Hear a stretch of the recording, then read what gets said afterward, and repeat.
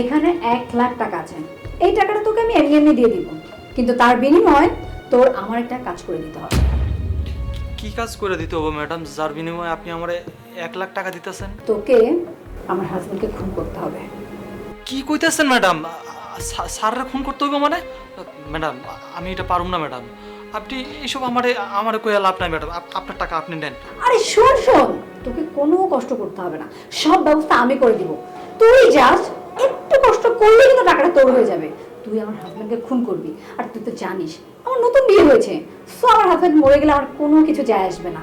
কারণ কি জানিস, আমি একজনকে ভালোবাসি।